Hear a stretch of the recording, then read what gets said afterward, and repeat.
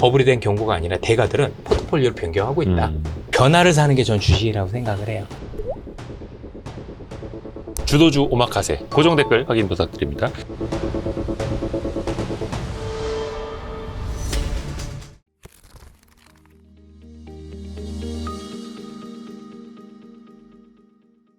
오랜만에 모셨습니다. 네. 신한은행 프리미어 패스파인더 맞죠? 아, 예, 맞습니다. 아, 오건영 단장님 어서 오십시오. 네, 안녕하십니까. 오셔서 고맙습니다. 네, 오셔서 네네. 고맙습니다. 고액자산가들한테만 이런 거 해주세요. 그런 셈인 게, 이게 프리미어라는 게, 신한 프리미어라는 게 은행하고 증권의 자산관리 브랜드가 만들어진 거거든요. 거기서 패스파인더라고 해가지고 그분들을 대상으로 해서 고액 자산가 분들을 대상으로 해서 길잡이잖아요. 네, 네, 그런 것도 패스파인더. 이제 상담 같은 거 컨설팅 해드리고 이런 역할들을 좀 진행을 하고 있습니다. 얼마 이상 있어야. 아, 그거는 이제 네? 상담을 받아보시면 근데 네, 말씀드릴 수 오건영 있습니다. 단장님의 이런 말씀을 Y스트릿에서는 무료로. 자산이 없어도. 오늘도 바쁘시다 보니까 바로 또 우리 본론 들어가겠습니다. 우리나라 금리부터 좀 여쭤볼게요. 환율하고 같이. 네네. 대한민국의 금리 인하 사이클 끝났습니까? 아, 이거 되게 애매한데요. 현재 기조로는 쉽지 않아요. 근데 이게 왜 현재 기조로는 쉽지 않다는 말씀 드리냐면은 이 설명을 좀 해드려 볼게요. 이게 환율하고 연관이 되게 커요. 환율하고 연관이 큰 이유가 우리나라는 신흥국이에요. 그래서 한국은행에서도 얘기해요. 우리는 2차 방정식이 아니라 4차 방정식이래요. 왜 그러냐면은 변수가 물가하고 성장만 놓고 금리 인상 인하를 결정하는 게 선진국이면 우리는 두 가지를 더 봐야 된답니다. 그 두 가지가 뭐냐면 결국에는 가계부채, 가계부채라고 쓰고 사실은 부동산이라고 읽어요. 그리고 환율, 이 두 가지를 같이 보거든요. 한번 잠깐 생각해 보죠. 올해 5월 달로 한번 돌아가 보면 5, 6월 달로 돌아가면 이렇게 돼요. 5, 6월 달엔 우리나라 성장률 전망이 되게 안 좋았어요. 네네. 어느 정도였냐면 우리나라가 0.8% 성장할 거다 이랬거든요. 네, 맞아요. 0.8%면 2009년도에 금융위기 당시 성장하던 수준하고 비슷해요. 예. 그러니까 저성장이 거의 극단이잖아요. 예. 이런 금리 많이 내려줘야 돼요. 그래서 성장을 보면 금리를 내려줘야 됩니다. 네. 두 번째는 물가죠. 물가가 딱 있는데 이 물가의 가장 큰 문제는요. 우리나라가 지금 지난 5, 6월 달만 해도 소비자 물가 지수가 2% 언더에 있어서 1.8, 1.9 이랬어요. 네. 그러면 금리 인하를 해줘도 아무런 문제 없어요. 그렇죠. 그래서 그때 당시 한국은행에서도 진짜 뭐라고 했냐면 금통위에서도 그 얘기해요. 성장과 물가 보면 얼마든지 금리 인하할 수 있다고. 예. 더 많이 내려야 된다고 이렇게 얘기했는데 네. 여기 문제가 하나 있습니다. 변수가 뭐냐면 아까 말씀드렸던 가계부채하고 환율이에요. 근데 다행스럽게 뭐가 있었냐면 지난 5, 6월 달에 환율이요.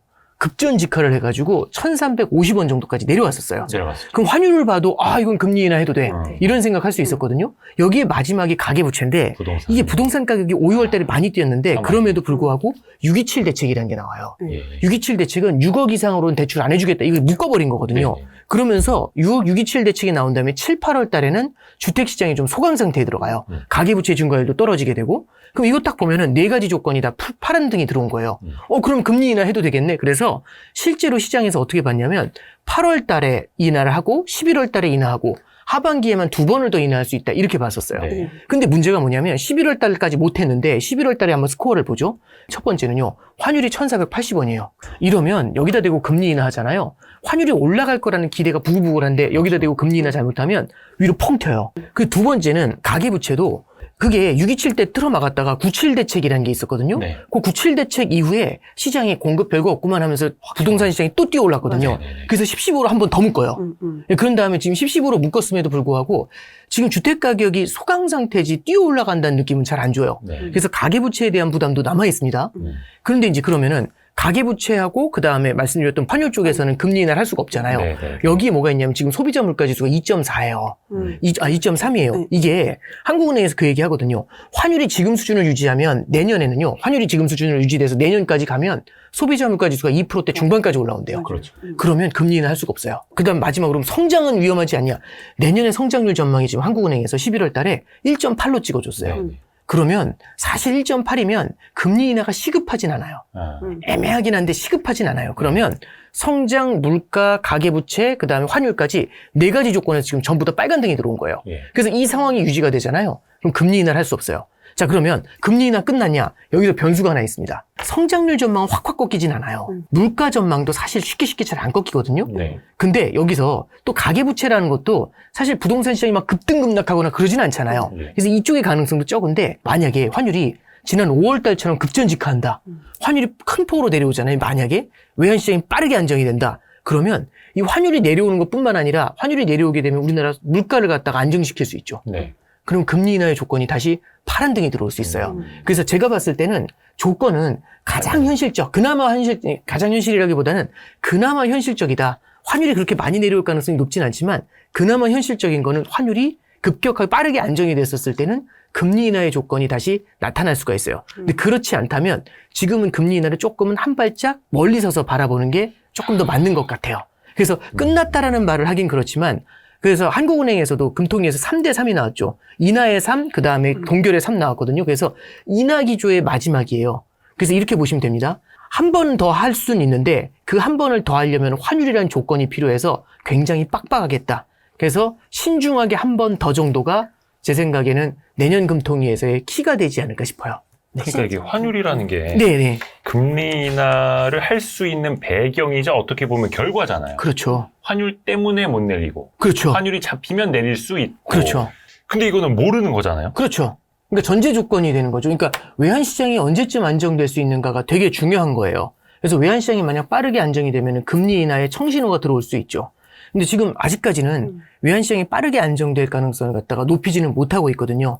당국에서 그렇게 정책을 쓰고 있음에도 불구하고 이런 것들은 굉장히 좀 난점으로 작용을 합니다. 그래서 지금 우리나라 기준금리를 지금 결국엔 대외 요인이 뒤흔들고 있다라고 생각을 하시면 돼요. 그래서 많은 분들이 그 얘기를 하세요. 환율이 뛰면 되게 힘든 거 아니냐. 이런 얘기 많이 하시는데 이게 과거하고는 조금 달라요.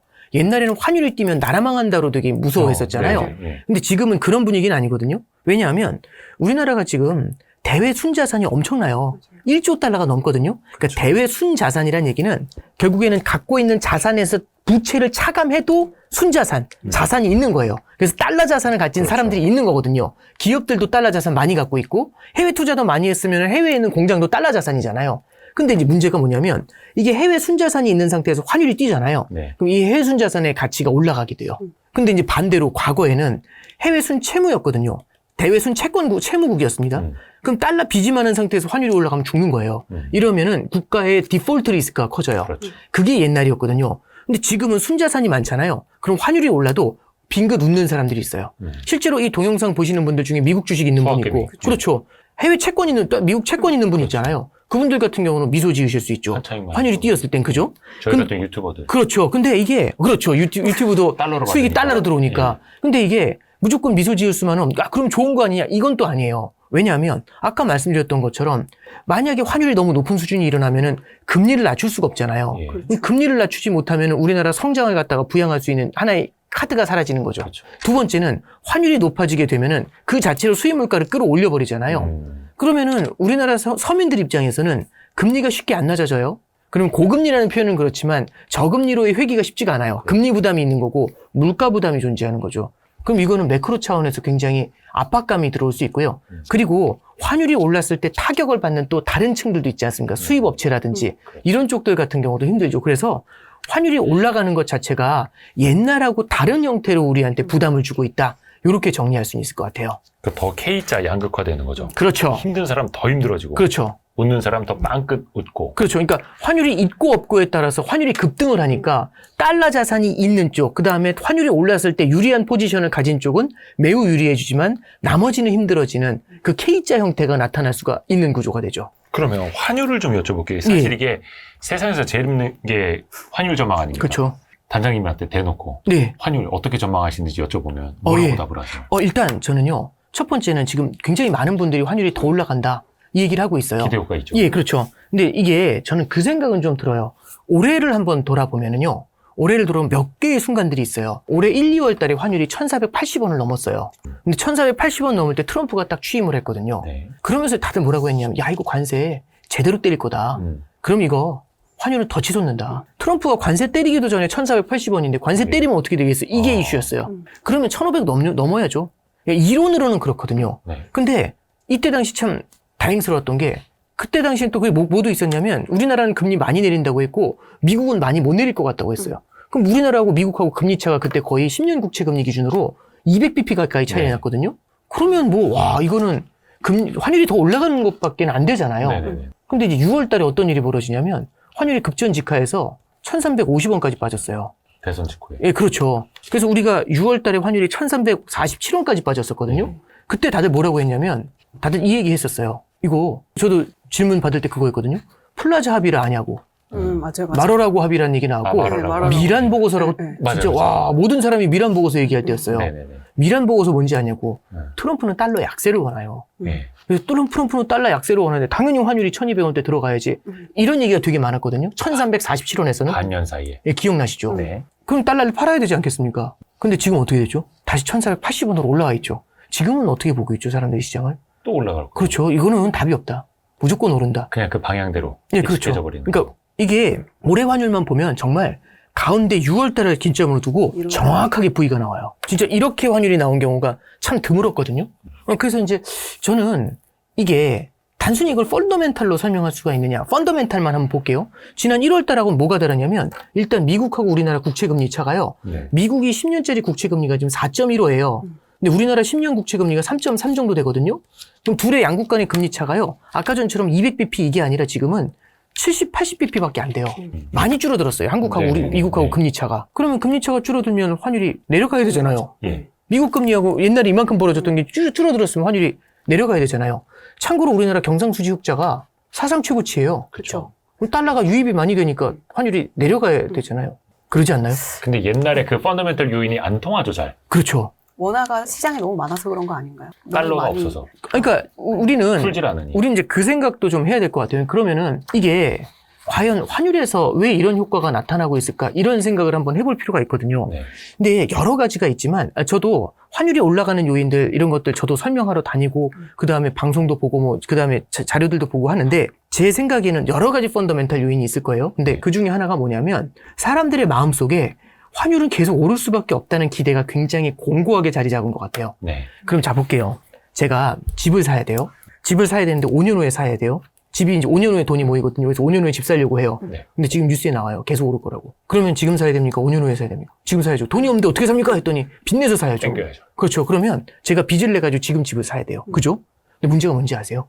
모두가 그 생각을 해요. 그러면 더 빨리. 5년 후에 집 살 사람까지 다 땡겨가지고 지금 집 사거든요. 영끌해서. 근데 문제가 뭐냐면 그러면 수요가 5년 후에 수요까지 한꺼번에 몰려서 집 사러 들어갔죠. 문제는 우리가 집 여기 계신 분들 두 분이 집을 파시는 분들이에요. 1초에 한 번씩 전화 와요. 집 파실 겁니까? 아니면 숨기실 겁니까? 1초에 한 번씩 전화 오면 숨겨야죠. 네. 집이 공급하려던 사람들이 숨기죠. 매물이 잠기죠. 그럼 미래의 수요는 땡겼는데 현재의 공급은 숨어버리죠. 매물이 잠긴다는 말씀 해주셨잖아요. 그럼 가격이 어떻게 되나요? 완전 위로 올라가요. 그러면 공급은 안 팔고 싶은 거죠. 오를 거라는 기대 때문에. 수요자는 사고 싶은 거죠. 오를 거라는 기대 때문에. 외환시장에서도 그 기대가 나타날 수 있어요. 환율은 계속 오를 수밖에 없다라고 하잖아요. 그럼 땡겨와서 사야죠. 지금이라도 사야 되지 않을까요? 미래의 수요들이. 그 기대감을 좀 워워할 수 있는 방법은 없나요? 그러니까 이제 지금 외환 당국에서도 지금 하고 있는 방법은 결국에는 환율 방어를 한다는 게 방향을 바꿀 수는 없어요. 그러니까 이렇게 위로 올라오는 압력을 반대로 틀어가지고 와 이렇게 낮출 수는 없어요. 근데 올라오는 속도를 조절할 수 있거든요. 네네. 이게 속도 조절이 왜 중요하냐면 이렇게 오르던 걸 이렇게 올라가잖아요. 이렇게 올라가면 사람들이 그거 오르다 말겠지 하다가 이렇게 오르잖아요. 헉, 더 오르나? 그럼 이렇게 뛰나? 맞아요. 오늘이 제일 싼가? 이 두려움이 생기면 그게 포모잖아요, 결국엔. 그렇죠. 그럼 미래의 수요가 확 땡겨오게 되는 그 기폭제가 돼요. 그럼 이 올라오는 속도가 높아지면 뉴스거리가 되잖아요. 네. 그럼 막 뉴스에서 난리가 나겠죠. 환율이 뭐 엄청 뛴다. 부동산이 엄청 뛴다. 그럼 사야 되나? 저 같은 사람들 사야 되나? 이런 생각하게 될 수 있잖아요. 그래서 지금 외환시장에는 심리적인 요인도 분명히 작용을 하고 있는 것 같아요. 그래서 당국에서 지금 역할하고 있는 것 중에는 뭐가 있는 거냐면 결국에는 환율의 레벨보다 변동성이 되게 중요하다고 하거든요. 네. 그러니까 레벨 때도 되게 중요하겠지만 속도도 되게 중요해요. 이 속도가 너무 빨라지는 건 억제를 해줘야지 그러지 않으면 여기서도 계속 헷갈려 놔두잖아요. 그러면 돈이 달러로 엄청 붙게 되죠. 그러면 환율이 진짜 더 올라가는 문제가 생기게 됩니다. 그럼 그만큼 기세가 더 세져요. 그리고 만약에 나중에 그걸 갖다가 만약에 환율이 진짜 너무 높게 과도하게 높게 올라갔는데 거기다 대고 세게 때리잖아요. 그러면은 주저앉아 버리면은 올라갔다 떨어지는 충격이 되게 크게 나타날 수가 있죠. 그래서 속도 조절의 필요성은 분명히 있는 것 같아요. 그래서 외환 당국에서도 지금 속도 조절에 들어가 있다. 이렇게 이제 볼 수가 있는 거겠죠. 그래서 지금 외환 당국, 뭐 정부가 뭐 전방위적으로 뛰고 있는데 가장 가까이는 이제 한국은행이 국민연금에게 달러 우리한테 시장에서 사지 마라. 수합이죠. 수합을 연장을 했고 또 국민연금에 전략적 환해지 하라고 하잖아요. 어떤 방식이고 또 이게 효과가 있을지도 좀 봐주세요. 일단 저는 말씀드리고 싶은 게요. 일단 첫 번째는 외환 수합을 한다는 거는 외환시장 자체에 주는 시그널이라는 게 있어요. 국민연금이 해외 투자를 해야 되는데 650억 달러만큼 아마 외환 수합을 맞아요. 할 거거든요. 근데 650억 달러만큼 국민연금이 사가지고 나가야 돼요. 근데 지금 달러가 맞아요. 없는 상태에서 국민연금까지 들어와서 650억 달러나 사잖아요. 그럼 우리가 저기 여기 계신 분들이 이제 달러를 갖고 계세요. 그럼 이제 제가 얘기하는 거죠. 지금 파시면 안 돼요. 650억 달러 국민연금에서 사요. 그때 파세요. 이렇게 얘기하면 쥐고 있어야지 이 생각이 드는데 갑자기 뉴스가 딱 떠요. 국민연금 저희 한국은행하고 외환수합 이렇게 나오잖아요. 그럼 그 뉴스 딱 보는 순간 저는 알거든요. 저게 무슨 얘기인지. 그럼 저는 지금 잠시 화장실 다녀올게요. 근데 나가요. 근데 달러 팔고 있겠죠. 왜냐하면 이게 무슨 의미냐면은 결국에는 국민연금이 시장에서 달러를 사는 게 아니라 한국은행하고 같이 얘기하는 거죠. 한국은행이 갖고 있는 외환보유고에서 달러를 빼요. 그런 다음에 국민연금이 원화를 빼고 거기에 상응하는 바꿔요. 그러면은 지금 국민연금은 달러를 갖다가 한국은행에서 빌려온 거죠. 네. 1년 후에 다시 갚으면서 원화를 가져오면 돼요. 그렇죠. 그렇죠. 이게 외환 수합이거든요. 예. 1년 후에 그럼 달러가 없으면 어떡할 거냐? 연장하면 돼요. 아무런 문제가 안 돼요. 그냥 그래서 갚긴 갚아야 그렇죠. 되는데 1년 후에 갚지 못하면 그 그렇죠. 연장해서 나중에 그렇죠. 갚기로. 외환 수합을 연장하면 되는 거예요. 그래서 전혀 문제가 되지 않는데 그럼 이제 이게 무슨 효과가 있냐면 국민연금이 외환 시장에서 그 많은 달러를 살 이유가 없어요. 그렇죠. 그러면 외환 수합에서 달러 살 거라고 생각했던 그 수요만큼은 흔들릴 수 있겠죠. 그래서 일단 첫 번째는 그런 효과가 있고 두 번째는 국민연금에서도 지금 이제 환율이 오르잖아요. 환율이 많이 오르는데 환해지를 하게 되죠. 네. 그럼 이게 되게 어려운 플로우인데 이게 선물 매도라는 걸 하게 되거든요. 선물 매도를 국민연금이 하면은 반대편에서 선물 매수를 받아주는 측이 있어야 돼요. 그렇죠. 선물 매수를 받아주는 측이 있어야 되는데 그 선물 매수를 받아주는 측은 마찬가지로 환해지를 해야 돼서 이쪽도 환에 대한 위험에 노출되기 때문에 마치 보험 들듯이. 그냥 굉장히 어려운 얘기지만 결국에는 달러 현물을 갖다가 해외에서 빌려와서 이거를 달러 현물을 갖다가 팔아야 되거든요. 그래서 어렵게 생각하지 마시고 환해지가 늘어나면 환해지가 늘어나는 만큼 달러 현물 매도가 쏟아진다. 이렇게 생각하시면 돼요. 그래서 국민연금이 지금 전략적 환해지를 갖다 늘릴 것이다. 이런 얘기 하잖아요. 그럼 그만큼이 달러를 갖다가 현물 매도하는 쪽에서 달러가 이제 쏟아지는 거죠. 이렇게 하면 환율이 올라오는 걸 누르는 효과? 이런 것들이 있겠죠. 네, 달러가 시장이 더 많아지니까. 그렇죠. 네, 달러 공급이 늘어나니까요. 네. 그래서 이제 국민연금의 외환 수합이라든지 전략적 환해지라는 거는 이제 이런 효과가 있는데 이게 그러면은 과연 환율의 방향을 바꿀 수 있냐? 이게 아까 말씀드렸던 것처럼 환율의 방향을 바꾼다는 건 굉장히 어려워요. 그런 것들보다는 말씀드렸던 것처럼 속도 조절에는 당연히 달러의 공급이 늘어나게 되니까 일방적으로 진행되는 속도로 조절하는 데는 아마 도움을 줄 수 있겠죠. 그래서 혹시 환율 차트를 잠깐 보시면 여러 가지 요인이 있겠지만 네. 환율이 지금 1470원, 80원 넘어온 다음부터는 올라오는 속도는 확실히 현저히 늦어졌어요. 속도는. 예, 그러니까 당국에서도 의지를 보여주고 있잖아요. 그러니까 1480원 문턱 거기 막 걸려 있는 거죠. 예, 거기서부터 이제 멈춰 있는 거죠. 그래서 이제 여기 보시면은 올라오는 속도는 확실히 이제 줄이게 되는 거거든요. 그러면 급등세를 보이던 것들을 좀 이게 속도 조절을 하고 갈 수 있도록 그렇게 제어를 하는 거지. 이게 막 1200원으로 빼버리고 이런 거하고는 상관이 없어요. 그래서 외환 당국에서 우리가 생각해야 되는 게 뭐냐면 환율 방어라는 게 환율을 갖다가 뭐 원하는 레벨로 끌어내린다 이게 아니라 속도를 조절하는 정도? 네, 이 정도로 좀 생각을 해주시면 좋을 것 같아요. 네. 자, 이제 일본으로 가보시죠. 네네. 일본. 아니, 일본이 기준금리 추가를 올렸잖아요. 네. 추가를 올리기 전에 시장에서 어떤 얘기들이 나왔냐면 당연히 금리를 올리면 그 나라의 통화는 강세로 간다. 네. 그래서 엔화가 좀 약세를 멈추고 강세로 갈 것이라는 전망이 많았었는데 기준금리 인상 이후에도 엔화는 더 약세더라고요. 네. 왜 그런 겁니까? 일단 첫 번째는 작년 24년도 3월로 갈게요. 24년도 3월에 뭐라고 나왔냐면 일본이 17년 만에 기준금리 인상한다고 했어요. 마이너스 금리에서 탈출한다고. 마이너스에서 이제 탈출하는. 예. 그래서 난리가 났잖아요. 17년 만에 마이너스 금리에서 탈출하냐고. 이렇게 되면 엔캐리 트레이드 청산되는 거 아니냐고. 맞아요. 근데 엔캐리 트레이드 청산은커녕 엔화가 엄청 약해졌거든요. 네. 작년 4, 5월에. 너무너무 약한 거예요, 엔화가. 금리를 올렸음에도. 두 번째 장면 언제 있었냐면 올해 9월에 일본이 드디어 처음으로 자기들이 사들였던 일본 주식 ETF를 팔기 시작했어요. 네. 난리가 났죠.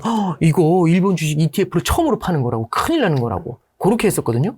근데 이렇게 되면 엔캐리 트레이드 청산되는 거 아니야? 이런 얘기나. 이 엔캐리 트레이드 청산 제가 봤을 땐 유행처럼 돌아요. 그럼 이러면 엔캐리 트레이드 청산되는 거 아니야? 근데 엔화 약세잖아요. 네. 다카이치 들어오면서. 그럼 이건 어떻게 해석할 수 있냐? 이게 첫 번째고요. 그 다음에 두 번째는 작년 7월 말로 갈게요. 작년 7월 말에는요. 금리 인상을 예고했었거든요. 그랬더니 엔캐리 청산이 나와서 사단이 났어요. 맞아요. 예. 8월 5일 예, 그렇죠. 8월 5일 폭락이 나왔어요. 이건 또 뭐냐? 잠깐 볼게요. 예를 들어 이런 게 있어요. 자, 이 여쭤보겠습니다. FOMC에서 예를 들어서 금리를 인하해요. 그럼 시장 금리가 막 주저앉느냐? 안 그래요. 언제 그러냐면 매파적인 금리 인하하고 그냥 비둘기적인 금리 인하는 다르죠. 네네. 그러니까 우리가 매파적인 인하를 한다. 이런 얘기 되게 많이 하잖아요. 이번 인하가 끝이야. 뭐 그런 거죠. 그러니까 우리는 미래를 봐야 되잖아요. 금리 인하할 건 다 알고 있었거든요. 근데 매파적으로 인하하면은 그 다음에 대해서 가능성을 많이 닫아주니까 시장에서는 이런 느낌이죠. 더 인하해줄게 이거 하고 매파적인 인하는 전혀 다른 거예요. 자, 그럼 한번 볼게요.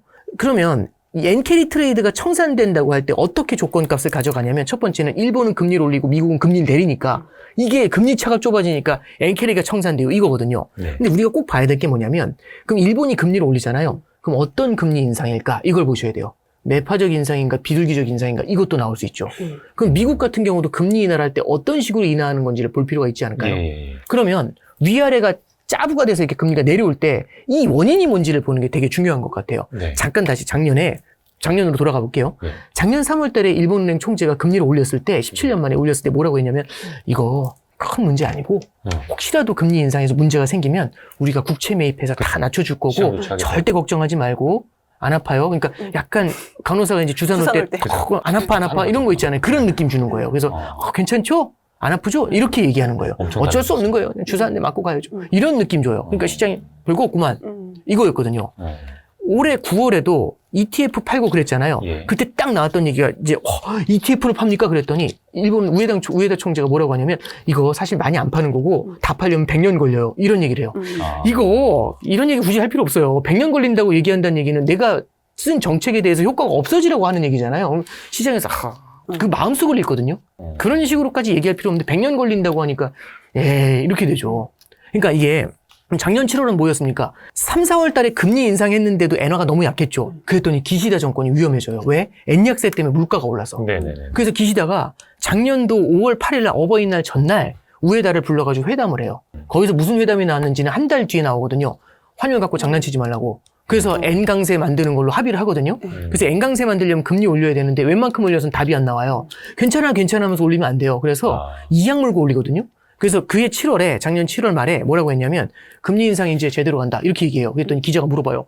그럼 설마 우리 일본은 30년째 0.5 위로는 금리가 올라온 적이 없는데 그 위로도 올릴 수 있습니까? 딱 그랬더니 지금의 일본은 과거의 그 일본이 아닙니다. 딱 이렇게 얘기해요. 되게 멋있게 카리스마 있게. 매파적 인상. 그렇죠. 완전 매파적 매파적 인상 시그널을 확 던진 거죠. 그랬더니 시장이 놀란 거죠. 그런데 이건 매파적 인상이잖아요. 근데 미국에서 어떤 얘기가 나오냐면 샤메 법칙이라는 말이 유행해요. 맞아요. 야, 샤메 법칙이 대중에서 유행하는 건 또 처음 봤어요. 맞아. 이거 대단한 거예요.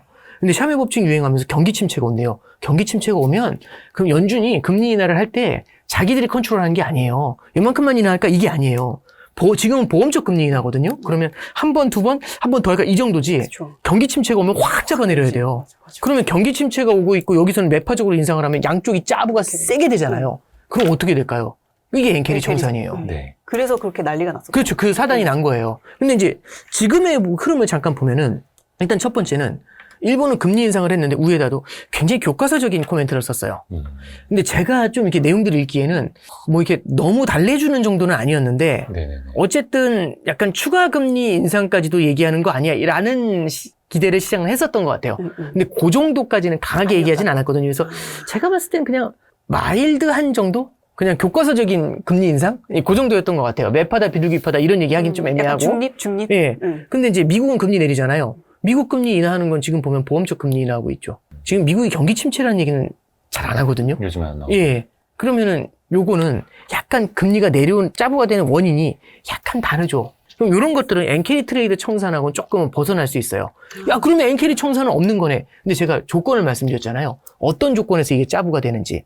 이게 잘 보세요. 일본 사람들이 해외 투자하는 게 엔캐리 트레이드 청산이라고 해볼게요. 네. 그 해외 투자한 게 돌아오는 게 해외 투자한 거 돌아올 때 왜 돌아오냐면 1번 자국에서의 조달 금리가 올라갈 때 빌려가지고 제출받아 투자해야 되는데 대출금리 올라가면 돌아와야죠. 예. 두 번째는 상대국 국가의 금리가 내려올 때 그럼 먹을 게 없으니까 돌아오잖아요. 이게 우리가 생각하는 엔캐리 청산이에요. 근데 이게 하나가 더 있어요. 뭐가 있냐면 상대국 국가의 경기 침체 가능성이 높아질 때, 그 국가가 되게 두려워질 때, 힘들어질 때. 앞에 조건은 충족됐으나 뒤에 조건은 아니라는 거예요. 네, 그렇죠. 현재는 그렇죠. 그래서 엔캐리 트레이드 청산할 때는요, 상대 국가가 되게 위험할 것 같잖아요. 그래서 엔화가 안전자산이라는 얘기 옛날에 있었잖아요. 예. 왜 그러냐면 위기가 찾아오게 되면 엔화가 다 돌아와요. 상대국이 금리를 높게 줘도 돌아와요. 아, 그래서 왜 예. 안전자산? 아니 망할 것 같은데 저 20% 준다고 하는데 사채예요. 근데 망할 것 같으면 20%인데 담아두겠습니까? 돌아와야죠. 그러니까 미국이 예. 불안해서 일본 본국으로 가버린다. 그래서 일본 엔화는 기존에도 안전자산의 하나로 불렸던 거고. 예, 그렇죠. 그러니까 우리가 이게 엔캐리 청산을 볼 때 여러 가지 조건이 있는 건데 너무 교과서적으로 보실 필요는 없어요. 그리고 또 하나는 그러면 그럼 엔캐리 청산은 없나? 그게 우리가 이제 그럼 뭘 보셔야 되냐면 미국의 경기 침체 가능성이 과연 있는지를 볼 필요가 있어요. 그게 핵심이네요. 예, 그렇죠. 그리고 두 번째는 일본도 여기서 보면은 일본 금리 인상했는데 지금 엔화가 엄청 약하거든요. 지금 우리나라 원화가 945원 했거든요. 엔화 대비해서. 지금 935원이에요. 우리 원화가 너무 약하다고 다들 하시잖아요. 예. 그 원화보다 더 약해요. 그렇죠. 그러면 뭐 일본 입장에서는 심각한 거잖아요. 그렇죠. 그러면 이건 어떻게 해석할 수 있느냐?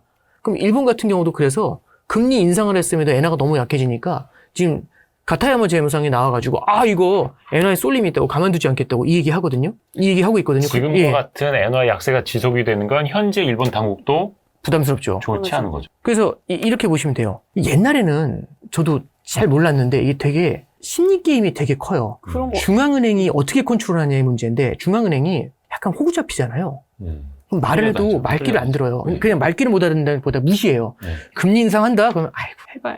이 생각이 들잖아요. 그러면 금리 인상해도 엔화가 약세인 거예요. 네. 그럼 어떻게 해야지 이 엔화를 강세로 전환시키고 싶으면 어떻게 해야 되냐면 금리 인상 세게 할 거야. 진짜 가만 안 둬? 이러잖아요. 그럼 엔캐리 정산! 이래요. 그럼 스톱! 이렇게 되거든요. 그동안 끌려다니는. 제가 옛날에는 샤워실의 바보라는 그 말이 맞죠. 왔다 갔다 하길래 중앙은행이 멍청해서 그러나? 근데 그게 시장하고의 이 연관관계도 있는 것 같아요. 확 할 수밖에 없었던 이유가 있었던 거더라고요. 예. 그래서 이게 저도 보니까 그래서 그랬구만. 한번 잠깐 생각해 보시면 버블 붕괴 때 일본이 금리를 세게 올려서 버블이 붕괴됐대요. 근데 그게 왜 그랬냐면 조금씩 긴축해봐야 시장이 무시해요. 말 안 들어서. 어떻게 해야 되겠습니까? 세게 해야지 그렇죠. 조절이 되지 않겠습니까? 요시 이러면서. 그럼 빵 터지잖아요. 그러면 그때 밑에서 우쭈쭈 받아주는 게 아니라 내 깔려 놔둬야죠. 그래야지 버릇을 고쳐야지 이렇게 그게 그런 데서 오판이 오는 거거든요. 그래서 요즘 좀 생각하는 거는 교과서가 아니구나. 그래서 엔캐리 청산의 조건 해가지고 뭐 미국 금리 올리고 미국 금리 내리고 일본 금리 올리면 엔캐리 청산 이런 공식이 아니라 이 안에 굉장히 많은 역학관계가 존재하는 거고 세게 가려고 하면 더 가기 쉽지 않고 천천히 가려고 하면 오히려 되게 또 편하고. 더 편하고 이제 이런 일이 벌어지는 거죠. 그래서 혹시 우리 그런 얘기 있었잖아요. 햇님이랑 저기 구름 얘기 구름이랑 기억나세요? 나그네 코트. 예, 나그네 벗기기. 코트 벗기기. 예. 후한데 안 벗겨지잖아요. 하니까 와 하고 벗잖아요. 그죠? 요즘은 좀 약간 동화 같은 얘기를 해드리는 건데 이런 게 좀 심리 같은 것도 많이 작용하는 것 같아요. 그래서 시장하고 일본은행하고 심리 게임, 이 팽팽한 줄다리기도 좀 많이 하고 있는 거 아닌가? 그래서 그런 것들을 한번 좀 우리가 눈여겨보실 필요가 있을 것 같아요. 저는 또 이것도 되게 이해가 안 가는 지점이 있는데 일단은 일본 중앙은행이 기준금리를 올려도 엔화가 강세로 가지 않는 요인에 대해서는 어느 정도 설명은 됐고 다카이치 사나이 총리가 재정정책을 더 공격적으로 확대한다고 하지 않습니까? 재정정책 더 많이 하겠다? 근데 한쪽에서 중앙은행은 금리 인상을 하면서 유동성을 축소하려고 하고 있고 긴축, 통화정책은 긴축, 재정정책은 확장, 자전거 앞바퀴는 막 돌아가려고 하고 있고 뒷바퀴는 브레이크 잡으려고 하고 있고 이거는 어떻게 이해를 해야 돼요? 그러니까 이렇게 보시면 돼요. 그 다카이치 사나이가 그 21조 엔만큼의 투자를 얘기를 했었을 때 무슨 얘기를 하냐면 이러면 재정 적자 커지고 돈 풀리고 뭐 이렇게 생각하잖아요. 다 그 얘기 하더라고요. 증세를 하지 않고 세수를 늘리겠다 이런 얘기를 해요. 다시 한번 들려드릴게요. 증세를 하지 않고 세수를 늘리겠대요. 밥을 먹지 않고 배는 부르겠다. 그러니까 이게 딱 들으면 말도 안 되는 소리다 이렇게 되잖아요. 근데 이렇게 보시면 돼요. 이게 무슨 의미냐면 증세는 하지 않아요. 근데 21조 엔이라는 걸 투입을 해가지고 새로운 신성장 산업을 만들어요. 그럼 완전 새로운 산업군이 생겨나잖아요. 예. 새로운 산업군은 새로운 세원이 되는 거예요. 그렇죠. 거기서 세수를 늘릴 수가 있죠. 그러면 증세를 하지 않고 새로운 세수를 만들어내는 거잖아요. 너무 그렇죠? 이상적이잖아요. 뭐 그렇죠. 수년이 걸릴 거 아니에요? 근데 그럴 수 있죠. 근데 이제 지금 말씀드리고 싶은 거는 이거예요. 결국에는 이게 우리가 AI 산업 같은 것들 있잖아요. 지금 국가 주도로 진행이 되잖아요. 그렇죠. 일본도 마찬가지로 신성장 산업 쪽으로 가지 않으면 답이 없다는 건 인식을 하는 것 같아요. 그럼 신성장 산업 쪽에다가 투자를 과감하게 할 필요가 있죠. 우리나라도 비슷해요. 돈을 갖다 재정정책 쓴다고 하잖아요. 내년에 재정 예산 더 늘어났거든요. 네. 재정 예산 더 늘어났는데 그 재정 예산이 지금 내년에 730조까지 늘어요. 맞아요. 재정 예산이 굉장히 많이 늘어나는 편에 속하거든요. 그럼 그걸로 뭘 하느냐? 우리도 생산성이 나오는 곳에 돈을 쓰겠다고 얘기하잖아요. 그래야죠. 그래야 세수가 늘어나지 않겠습니까? 그럼 생산성이 늘어나는 게 뭡니까? 그래서 에이펙 때 그분이 치킨집에 오신 거잖아요. 그렇잖아요. 재수가. 예, 그러니까 우리나라도 지금 AI 얘기하고 있죠. 그렇죠. 이게 참 신기하다기보다는요. 다른 국가들이 선점을 하잖아요. 우리도 가만히 있기엔 쉽진 않아요. 돈이 없는데 그래도 돈 쓰면 되겠습니까? 라고 할 수도 있겠지만 결국에는 다른 국가들도 AI 산업에다가 계속해서 배팅을 치고 있는 상황이면 이게 결국엔 크로스보더로 다른 국가들하고의 경쟁도 들어가는 거거든요. 그러면은 재정 정책도 어쩔 수 없이 그렇게 딸려가는 수들이 있겠죠. 근데 이제 재정 정책 말씀해 주셨는데 이게 결국에는 세수를 늘리는 쪽으로 재정 정책을 쓰게 된다. 그러면은 그 타격이 상대적으로 덜할 수도 있겠죠. 그리고 예를 들어서 그 재정 정책으로 돈을 풀리는 걸 갖다가 제어해 주기 위해서라도 통화 정책에서는 마사지를 해줄 필요도 있겠죠. 뭐 이런 컨셉으로 이해를 하시는 게 조금 더 적절할 것 같아요. 돈은 풀되 예. 너무 과열되지 않게 한쪽에서 눌러주고 이 앞에서 푸는 돈은 생산적인 곳으로 가게끔 그렇죠. 하고 그렇죠. 이제 돈을 그러면 어떻게 되는 거냐면 널리 풀리는 거는 빨아들이면서 생산적인 곳으로 가는 곳으로만 주입을 시키는 케이스가 되는 거잖아요. 그러니까 재정 정책이 예. 주사기 같은 거고 통화 정책은 바닷물 같은 거니까. 네, 일종의 그런 컨셉으로 이해를 하시는 약간 게 다르게. 그러니까 사실은 방향은 일반적으로 갖게 가는 게 맞아요. 근데 이게 지금 상황에서 일방적으로 긴축을 해버리면 일본도 성장의 동력이 약화될 수 있겠죠. 예, 그래서 다카이치 사나이가 얘기했었던 포인트를 한번 좀 기억해 보시는 건 도움이 되실 것 같습니다. 그러니까 바닷물을 밀물이 아니라 썰물로 가지만 우리는 필요한 곳에 농업용수, 공업용수는 계속 해주겠다. 그렇죠. 정밀 타격이죠. 정밀 타격. 네네. 그게 잘 되는지는 좀 지켜봐야 하겠습니다만. 그렇죠. 예. 그것도 일본도 마찬가지고 전체적으로 지켜봐야 될 문제죠. 예. 그렇죠. 모든 일이 다 계획대로만 됐으면 일본 그러니까- 경제가 뭐 30년 동안 그렇게 그렇죠. 빠져있겠습니까? 그러니까 결국엔 돈을 써도 생산성이 나오는 데에 돈을 쓰면 되는 건데 그게 과거에 일본 같은 경우는 재정을 갖다 어디다 썼냐면 생산성이 나오지 않는 곳에다 돈을 부동산. 쓰니까 이게 빚만 커지게 되는 문제였던 거죠. 그래서 지금은 그 케이스에선 좀 벗어나려고 일본도 시도를 하려는 것 같아요. 작년에 있었던 그런 엔케리 청산에 대한 쇼크 이런 거는 지금 현 상황에서는 갑자기 매파적으로 금리를 확 올리지 않으면 그런 가능성은 없겠네요. 제가 근데 아까도 이제 비슷한 말씀을 네. 좀 드리긴 했지만 아까 전에 말씀드렸던 것처럼 그 전제 조건을 조금 보실 필요가 있는 것 같아요.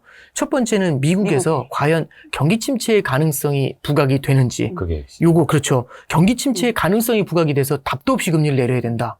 이게 1번. 두 번째는 일본도 이악 물고 금리 올려야 된다. 만약 이 둘이 그냥 속된 말로 아다리가 맞잖아요. 예, 그러면은 엔캐리 청산의 가능성이 나타날 수도 있죠. 그래서 우리가 뭐 하면 엔캐리 청산 이게 수학책이 아니에요. 그러니까. 수학책이 아니거든요. 그래서 그때 너무 시장에 올라갔죠. 그렇죠. 그러니까 일본 중앙은행이 이를 아껴 묻는지를 봐라. 네, 그렇죠. 호구 잡히지 않는지를. 그렇죠. 양쪽을 다 봐야죠. 미국도 봐야 되고 일본도 봐야 되고. 숨기고 있는지. 예, 그렇죠. 예. 자, 이제 미국으로 가겠습니다. 네네. 벌써 한국에서 일본 거쳐서 미국 갑니다. 지금 미국은 일단은 이게 어디서부터 봐야 될지. 일단은 12월에는 기준금리를 인하했습니다만, 전도표도 새롭게 찍혔습니다만, 파월 의장 체제가 얼마 안 남았습니다. 네네. 의장으로서는 26년 2월까지, 이사로서는 5월까지라고 하는데, 임기 교체가 임박한 상황에서 지금 그 전망, 점도표가 과연 의미가 있을지부터 한번 좀 짚어볼게요. 시장이 의미가 없다고 이미. 보는 거죠. 예, 그러니까 이제, 예, 그러니까 거기에 발장. 크게 비중을 안 두고 있죠. 이게 계속 좀 생각을 하고 있는 건데, 결국에는 2월 달에 이미 트럼프 행정부 들어와서 베센트 재무장관이 임명 전부터 무슨 얘기를 했냐면, 네. 그림자 연준 의장을 얘기했었어요. 연준 의장이 있더라도 굳이 자를 필요 없다. 맞아요. 새로운 신임 연준 의장 후보자를 거기 꽂아 놓으면 굉장히 불편한 그림이 나타난다. 그래서 그를 견제할 수 있을 것이다. 미스터 투레이트를.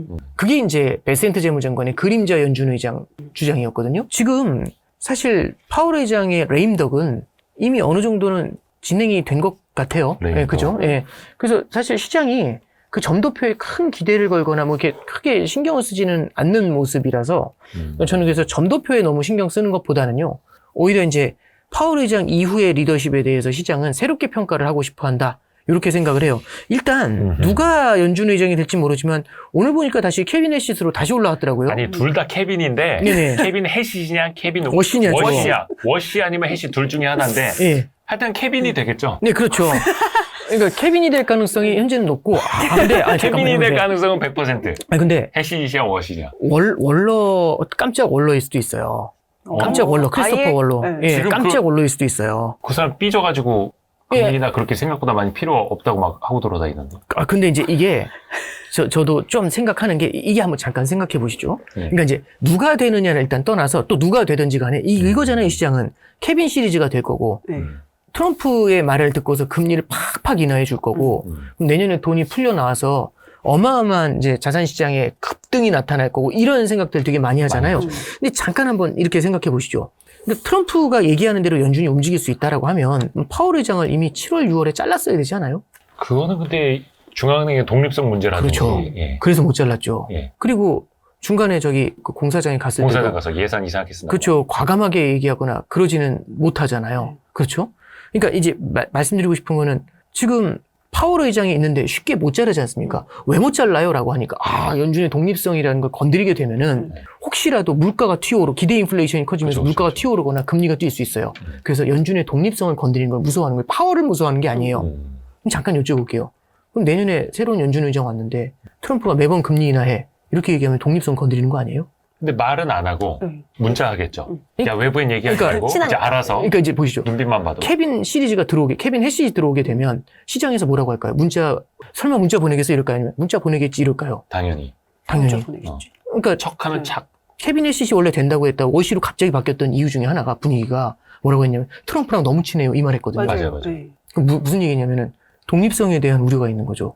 독립성에 대해서 우려되는 건 다른 건 무서운 게 아니고 혹시라도 기대 인플레이션이 올라올까봐 그게 무서운 거예요. 그것도 심리적으로. 그렇죠. 네. 그거 하나가 제일 무서운 거예요. 그래서 함부로 건드리면 안 된다고 얘기하는 거거든요.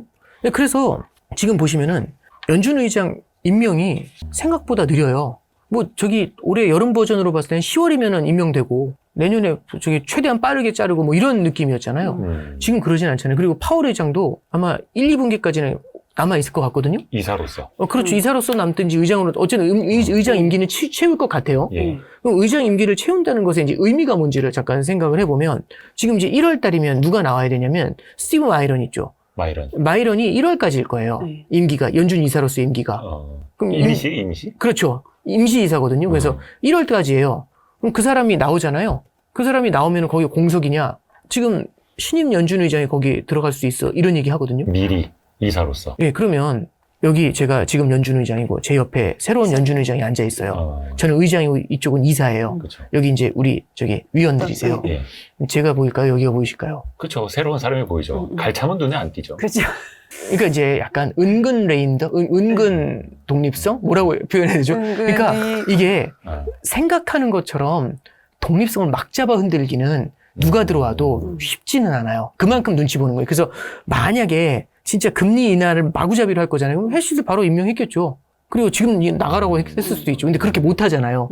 말씀하셨던 것처럼 독립성의 훼손, 인플레이션이 무서운 거예요. 기대 인플레이션. 예, 저기 지난주에 트럼프가 어딘가 펜실베니아인가요? 어디 가가지고 연설하잖아요. 네. 그 연설에서 갑자기 대국민 담화한다고 해가지고 딱 나오자마자 무슨 얘기했냐면 지금 미국 경제 얼마나 좋은 줄 아냐. 자기 자랑. 지금 물가가 오른다고 하는데 물가 다 안정시켰다. 그럼 물가는 왜 올랐는 줄 아냐. 내가 오피스에 취임할 때 나는 메스를 받았대요. 메스를.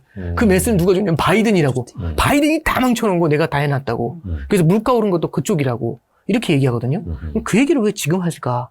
물가가 무서운 거예요. 그럼요. 왜냐하면 지금 미국에서 제일 무서운 단어가 affordability예요. 아마 내년에 많이 들으실 거예요. 감당 가능하죠. 그렇죠. 감당 가능한 거거든요. 근데 지금 물가도 높고 렌트도 높아요.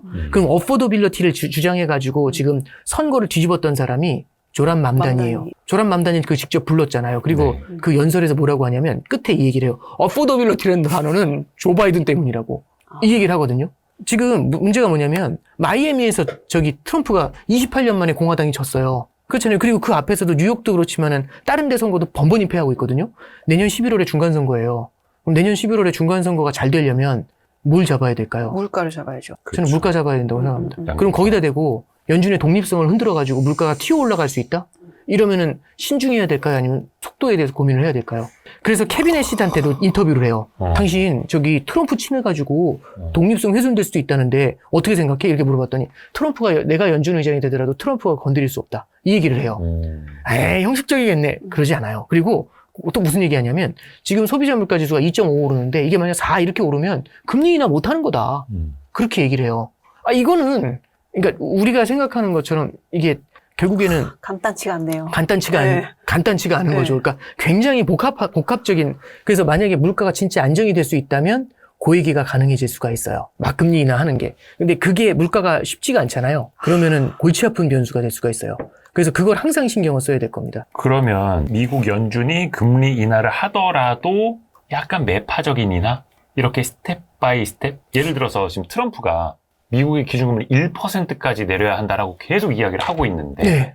그러면 케빈 워시가 되든 해시시 되든 인하를 하되 독립적으로 주체적으로 인하하는 것처럼 대신에 좀 스무스하게 단계적으로 가는 것처럼 또 보여야 될까요? 막상 그 자리에 앉으면 1%까지 내린다는 생각하기 쉽지 않을 거예요. 되게 부담스러울 거예요. 만약에 저기 들어가자마자 50bp 나오면 물가 어떻게 될 것 같으세요? 작살나서 막 뛰어오르겠죠. 그러면 중간선거 어떻게 될 것 같으세요? 그러니까 뭔가 당장 경기 부양이 될 것처럼 보이겠으나 결국엔 물가 때문에 망할 수 있다. 그렇죠. 그러니까 아니, 물가 때문에 망할 수 있다는 걸 제가 말씀드리고 싶은 게 아니라 지금 시장이. 트럼프 행정부가 엄청나게 신경 써요. 어포더빌리티가 제일 중요한 단어가 된다니까요. 내년에는.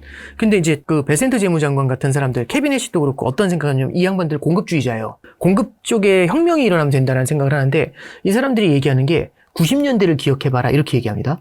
90년대 그럼 뭐가 있었냐면 90년대는 성장이 탄탄했는데 물가가 안 올랐어요. 그래서 금리를 낮게 유지할 수 있었거든요. 네.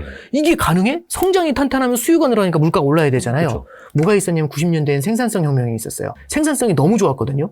갑자기 좋아졌어요. 이게 왜 그러냐면 물론 이 경제를 갖다가 답처럼 해석할 수는 없어요. 근데 그렇죠. 그때 IT 혁명이 있었죠. 인터넷 혁명. 네. 그런 것들이 영향을 주면서 생산성이 좋아지게 되는데 생산성이 좋아진다는 건 이렇게 생각하세요. 내가 1,000원을 주고 10개의 물건을 만들어요. 그러면 개당 100원이죠. 유니트 코스트가. 그러니까 네. 원가가 100원이잖아요. 그럼 제가 팔아도 10% 마진 붙이려면 110원에 팔아야 돼요.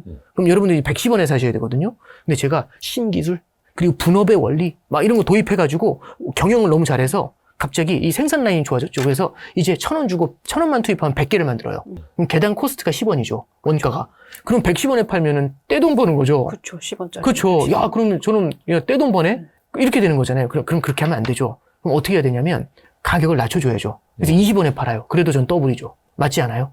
그러면 보세요. 가격은 낮아졌죠. 재화의 가격은. 근데 전의 성장은 더 강해졌죠. 마진이 늘었으니까. 그럼 채용 많이 할 것 같지 않아요? 물가는 낮아졌는데 성장은 강해요. 그리고 가격이 싸지면 수요가 늘어나겠죠. 그 물건을 더 사요, 사람들이. 좋지 않아요? 그러니까 핸드폰이 옛날에 이게 벽돌 같은 폰이고 이게 막 500만 원이잖아요. 네. 그럼 누가 사요? 맞아. 근데 이제 요만해지고 네. 5만 원 이러니까 사람들이 사잖아요. 이런 게 생산성 혁명이거든요. 그게 2026년 버전이면 뭐 AI 이렇게 가는 걸까요? 그렇죠. 그래서 이제 로봇 AI. 뭐라고 얘기하냐면 베센트 재무장관이 정확히 얘기해요. 지금 하이퍼스케일러들의 그렇죠. 설비 투자가 얼마나 늘어난 줄 아냐고. 그게 90년대처럼 그래서 그린스펀이 그때 뭐라고 했냐면 이게 뉴 이코노미라고 했어요. 신경제. 신경제에서는 생산성이 좋아지니까 미국 경제 포에버 이렇게 얘기하죠. 그래서 만약에 그 90년대처럼 돌아올 수 있잖아요. 90년대 나스닥이 90년대 초에 500에서 그 버블, IT 버블 붕괴되기 직전에 5,100까지 뛰어요. 10배 뛰어요. 그럼 이제 우리가 이제 그 시사하는 바는 금리가 낮고 물가가 낮은 상태에서 성장이 탄탄하잖아요. 주식시장이 너무 좋은 환경 아니에요? 그러니까 이제 이 화분이 어디서 잘 자랍니까? 뭐 상온에서 뭐 이런 느낌이잖아요. 물도 습기고 있고 그 느낌을 주는 거죠. 그래서 AI 혁명하고 연결시켜가지고 이 혁명이 만약 성공하게 되면은 사실은 생산성도 좋아지게 되고 공급 사이드에서 가격을 낮게 훨씬 더 많은 제품을 만드니까 성장도 강해지고 물가도 안정되면서 연준은 금리를 팍팍 인하할 수 있죠. 그럼 미국 경제는요 어마어마하게 좋아집니다. 라고 얘기하는 게 이분들의 시나리오예요. 시나리오. 되게 아름답죠. 예, 그 얘기를 그 수시로 하고 있어요. 근데 물론 그 시나리오로 되면 이제 아름답게 쓰나 일단 이제 주식시장에서 제일 좋아하는 단어 두 가지 아까 말씀해 주셨는데 성장과 생산성 향상. 그렇죠. 이게 완전 대박이고 네. 거기에다가 금리까지 낮아진다면 더할 나위 없이 금상첨화 네. 완전 되는 건데 그 가능성을 보자면 사실 그 사이에서 또 울퉁불퉁 자갈 길은 있을 거예요. 그렇죠. 당장 나오고 있는 뭐 AI 버블론도 그 중에 하나일 테고 네네. 말 그대로 그 생산성이 나올 것이냐? 생산성이 나오려면은 또 투자가 지속이 돼야 되고 뭔가 투자 대비 리턴을 얻어내야 된다라는 건데.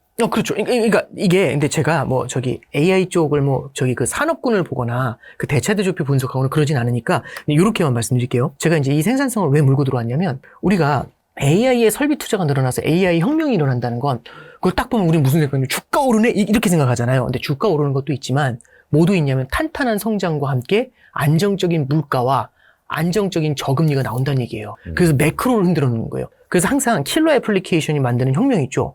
그거는 단순히 주가의 상승만을 담보하는 게 아니라 다른 시장에도 영향을 매크로 환경 전체를 흔들어 놓을 수가 있어요. 그러면 만약에 우리가 아까 말씀하신 것처럼 AI 성장에 대한 의구심 이런 게 나오잖아요.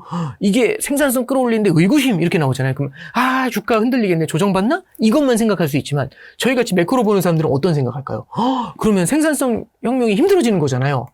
그러면은 저기 1,000원에 100개 만드는 게 안 되는 거잖아요. 그럼 성장이 생각했던 것처럼 안 나오죠. 믿었잖아요. 믿고 있었는데 안 나오는 거잖아요. 두 번째는 물가는 생각만큼 안 내려올 수 있죠. 금리는 생각만큼 안 내려올 수 있죠. 제가 말씀드렸던 방향은 성장은 강한데 물가가 낮아요. 되게 아름답지 않아요? 그게 반대로 뒤집으면 어떻게 되죠? 성장은 약한데 금리가 물가가 올라요. 이걸 뭐라고 하죠? 스태그플레이션이라는 단어 기억나세요? 우리는 그 단어를 지금 잊고 있잖아요.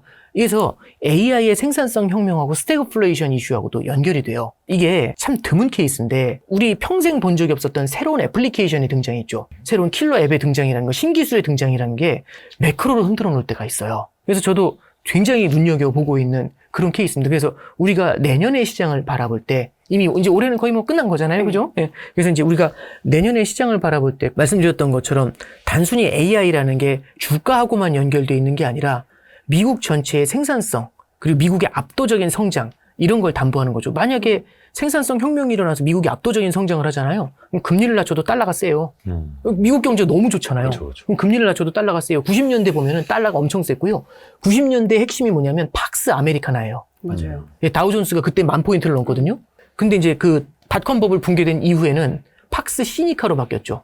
중국의 시대라고. 그게 2000년대 중반이었죠. 그래서 우리가 한번 그때를 한번 되새겨 보시는 것도 도움이 되실 것 같고, 그래서 우리가 AI에 대한 설비 투자, 하이퍼스케일러들의 설비 투자였죠. 이게 단순히 주가 올라요? 요걸로만, 물론 제가 그걸 폄하하는 게 아니에요. 주식을 바라보시는 입장에서 당연히 중요하죠. 그게 매크로 환경하고도 연관이 돼요. 그게 성공하잖아요. 그러면 아름다운 그림. 굉장히 아름답죠. 너무 아름다운 거죠. 일단 저는 그런 생각도 해보거든요. 이제 매크로를 보시는 분 입장에서 이제는 AI 그 투자 너무나 천문학적인 금액이 들어가다 보니까 언젠간 국가가 나설 것이다. 우리나라도 지금 그렇듯이 지금 오픈 AI 샘 알트먼도 우리가 잘못되면은 미국이 보증 서달라 뭐 이런 얘기도 하고 있고 그렇겠죠. 소프트뱅크도 다른 자산 팔아가지고 거의 오픈 AI에 올인하다시피 하고 있고 오픈 AI가 잘못되면 미국 경제도 당연하고 일본의 소프트뱅크도 거의 거덜날 지경. 그러면 언젠가는 이거는 마치 양적 완화를 하듯이 AI판 양적 완화가 등장할 수도 있지 않을까. 일각에서는 그걸 또 믿고 계시는 분들이 있어요. 마치 최종 대부자를 믿듯이 AI 씬에서도 최종 대부자가 나타날 것이야. 혹시 이런 거에 대해서는? 그럴 수도 있죠. 근데 한번 그 시나리오가 형성이 되면 어떤 일이 벌어질지 한번 고민해 보는 거죠. 어떻게 될까요? 그러니까 보세요. AI가 흔들린다는 건 결국에는 생산성이 흔들린다는 거잖아요. 거기에 그거를 갖다가 돈을 찍어서 메웠다. 물가가 어떻게 될 것 같으세요?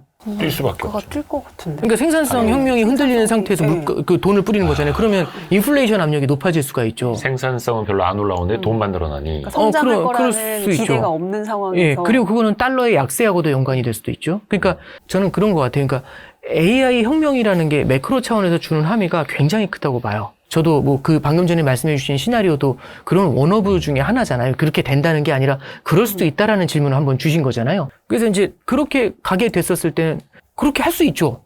그 뒤에는 무슨 일이 기다리고 있을까? 그렇게 우리가 그래서 다음 수도 있지만 그 수 뒤에는 뭐가 존재할까? 그렇잖아요. 왜냐면 그 양적 완화하면 모든 게 끝 이게 아니잖아요. 우리는 그 매크로를 관점을 바라볼 때는 지금 말씀드렸던 것처럼 그 뒤를 조금 더 바라보시면 그건 어떤 영향을 줄까 이렇게 이제 생각해 볼 수는 있을 것 같아요. 그러네요. 또 그것까지 또 생각을 해야 하고 또 물가 신경을 안 쓸 수가 없으니까. 네네. 그거 좀 여쭤봐야 되겠다. 금값이 여전히 금값은 금값입니다. 저기 비트코인 막 굴러가고 있어도 금은 역시 난 너랑 달라 막 이러고 있어요. 평소에도 일단 금을 일정 부분 포트폴리오에 담아야 한다는 말씀 많이 해주셨잖아요. 그렇죠.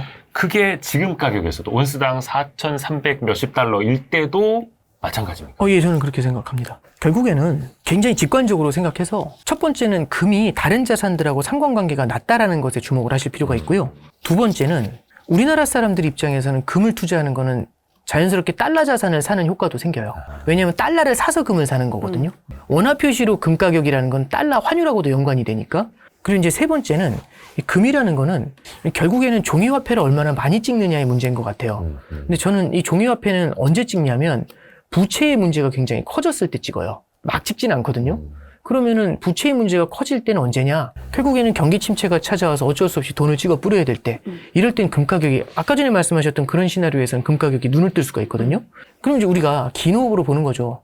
여기 지금 우리 와이스트리트에서도 투자자들하고 이제 많이 말씀하시는데 지금 와이스트리트에서도 연말까지 뭐 10배 튀겨가지고 우리 다 같이 은퇴합시다 이런 얘기 안 하잖아요. 지금 하시는 말씀은 다 우리가 장기적으로 어떻게 하면 그쵸. 꾸준히 수익을 낼 것인지에 대해서 같이 스터디하면서 정보 제공하시는 거잖아요. 그죠? 만약 전자면 저 같은 사람 올 필요가 없겠죠. 10년, 20년 정도를 바라보면서 우리가 만약에 저 포트폴리오를 운영한다고 하면 그 안에 뭔가 달러를 드립도 한번 찍어야 되는 코로나나 금융위기 같은 이슈가 한번 있지 않을까요? 저는 있을 수도 있다고 봐요. 그럼 그 가능성이 뭐, 이 말 말도 안 돼. 10%밖에 안 돼. 그럼 10%만 담아놓으면 되잖아요. 맞아요. 그래서 저는 금을 사요? 그러면, 얘 포트폴리오에 담으셔야죠. 그러면, 내일부터 올라요? 이렇게 물어보시거든요. 몰라요. 제가 어떻게 알겠습니까?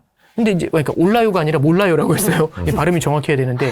근데 대신에 포트폴리오에 하나의 자산으로서 끼우는 건요, 그 스토리텔링은 여전히 유효하다라고 생각하고 있습니다.